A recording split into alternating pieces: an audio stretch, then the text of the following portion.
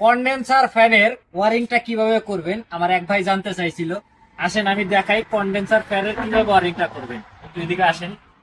এখানে দেখেন, এখানে তিনটা ফেজ আসছে, একটা, দুইটা, তিনটা, এবং এই দুইটা হেমায়া। আপনার একটা জিনিস খেয়াল রাখতে হবে যে 3 ফেজ এবং 2 ফেজ, আপনার যদি এরকম 3 ফেজ আসে তাহলে আপনি 380 ভোল্টেজ ওয়ারিং করতে পারবেন, 220 ভোল্ট ওয়ারিং করতে পারবেন। আর যখন এরকম 2 ফেজ আসবে, 2 ফেজে আপনার 220 ভোল্টেজ থাকবে। যখন 2 ফেজ থাকবে তখন 380 হবে না। তো আমি দেখাই এখন এই 3 ফেজেরটায় 220 এবং 380 কিভাবে ওয়ারিং করে। তো আমি এখন আপনাদের দেখাবো 380 ভোল্টেজের ওয়ারিংটা।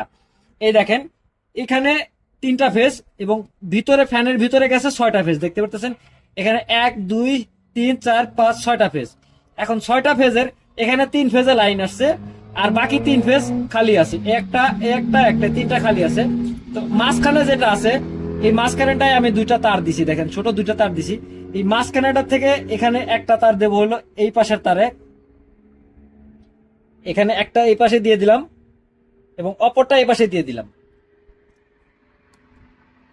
এখন দেখেন,